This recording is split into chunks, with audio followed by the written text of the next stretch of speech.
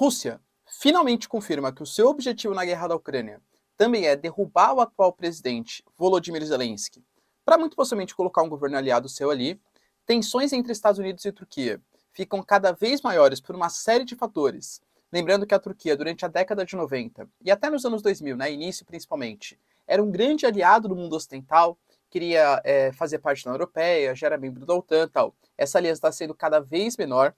Notícias importantes relacionadas também a um discurso extremamente nacionalista, beirando também a xenofobia de Viktor Orbán, e a um pensamento crescente no continente europeu, e Taiwan está numa sinuca de bico.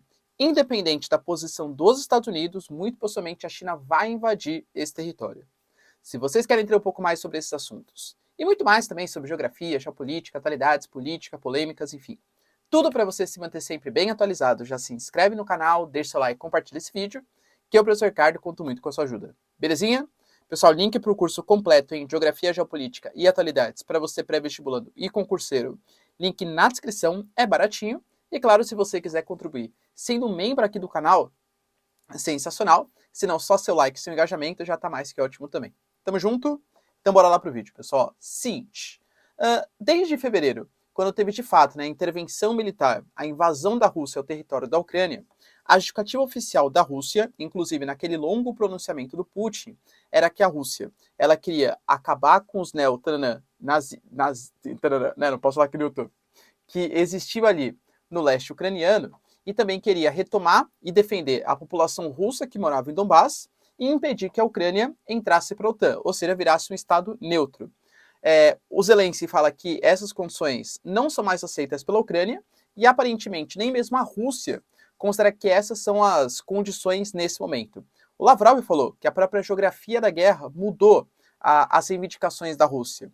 Por exemplo, o Lavrov falou no passado recente que hoje a Rússia ela tem o objetivo de dominar, por exemplo, Zaporizhia, Kherson praticamente dominado já.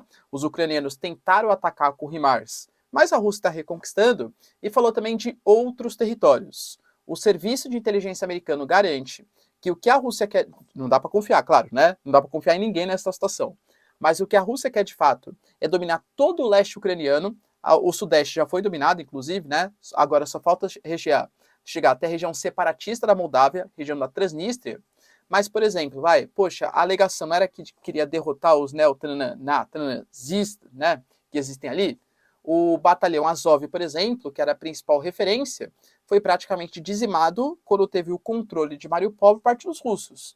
Hoje, o porto de Mariupol, muito importante para chegar ao Mar Azov, está tão controlado pelos russos que os russos falam, inclusive, em formar um possível ponto turístico ali, fazer um spa, uma área de referência para atração de turistas naquela região, percebe?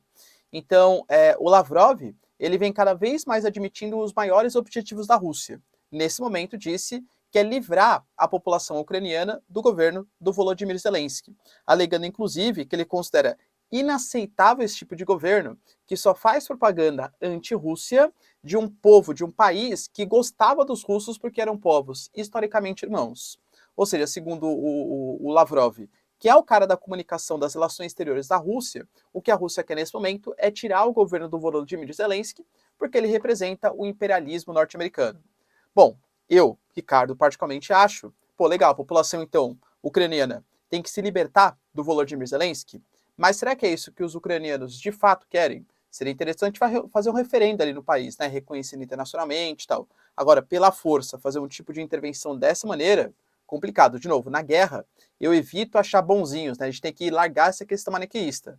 Mas, poxa, legal, que você tem que libertar um governante porque você não gosta dele e ele representa o imperialismo norte-americano, seria mais legal se tivesse uma autodeterminação dos povos, né? O que os ucranianos querem sobre o Volodymyr Zelensky.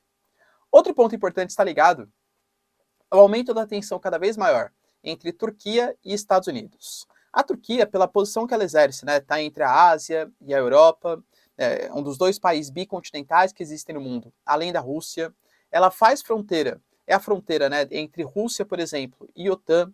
A Turquia é um país que já pleiteou no passado uma entrada para a União Europeia. É um país, por exemplo, que é extremamente populoso. um dos maiores exércitos locais que existem ali, já teve o seu expansionismo no passado no Império Turco-Otomano. Então a Turquia é uma referência militar e geopolítica, muito mais regional, claro, né? E ela está, principalmente depois do governo do Erdogan, está fazendo mais o meio campo, né? Tentando agradar os dois lados.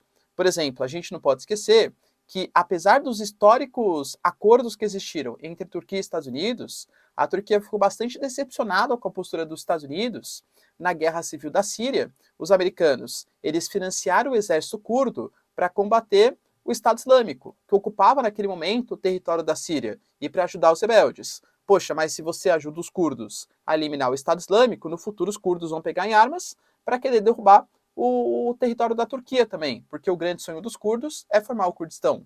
A gente pode falar de uma decepção, por exemplo, dos Estados Unidos relacionado à adesão da Finlândia e da Suécia na OTAN. Lembra que a gente gravou vídeo, inclusive, falando sobre isso, né? Que a Turquia ela tinha aceitado que Finlândia e Suécia entrariam na OTAN desde que Finlândia e Suécia liberassem os que eles chamam de terroristas que vivem, curdos, né? Que vivem ali do território deles. Poxa, a Turquia reforçou, se vocês não liberarem, eu não vou autorizar o ingresso da Suécia e da Finlândia. Há também, segundo fontes aí turcas, o desejo que caças americanos sejam mandados para o território da Turquia.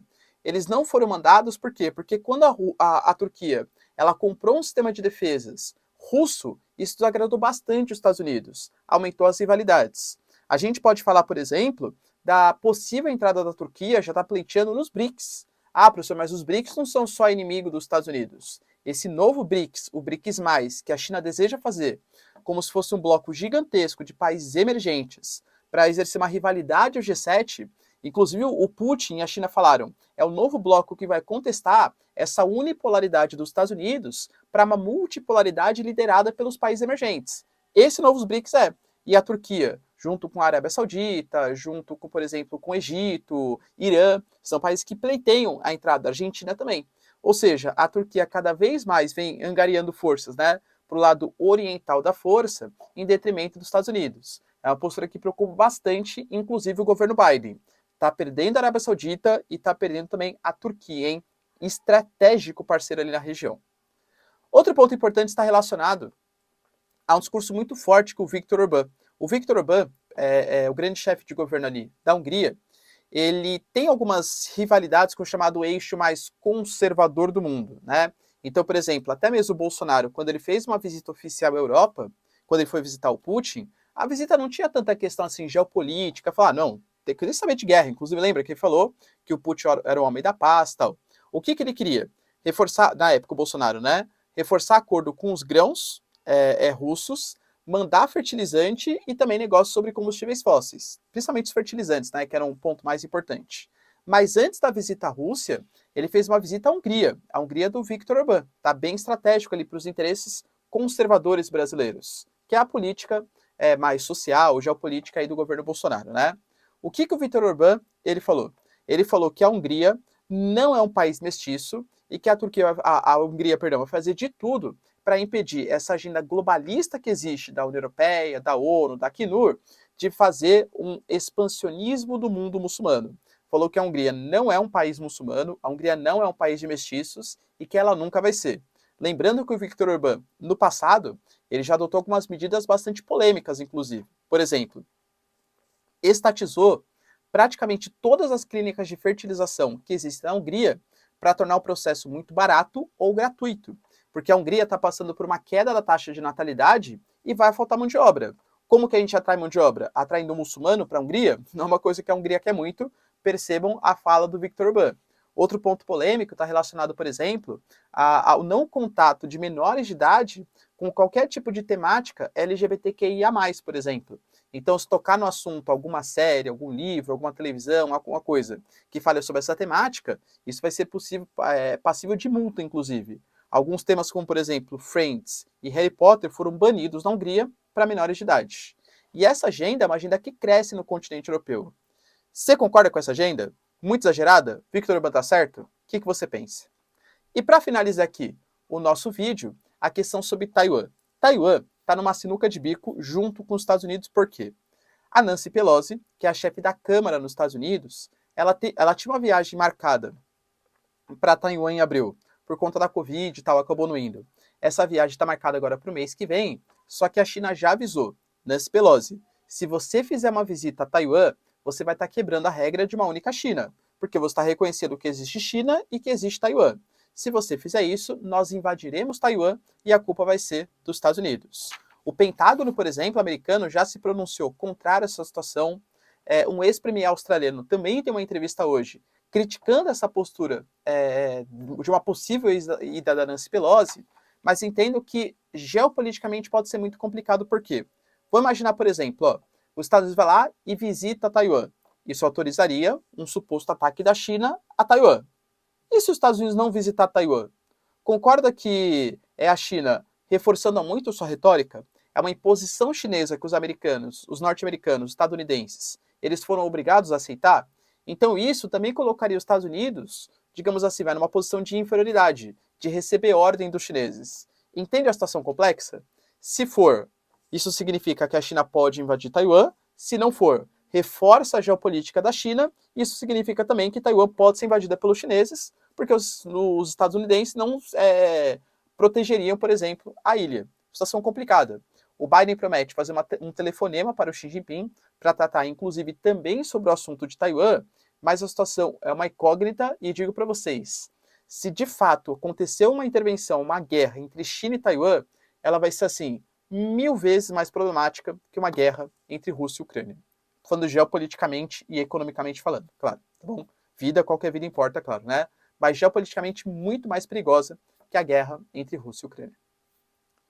Beleza, pessoal? Deu para entender os principais acontecimentos aí? Tamo junto? Então, se vocês curtiram o vídeo, ó, já deixa seu like, se inscreve no canal. Tamo junto, beijos, abraços e tchau, tchau.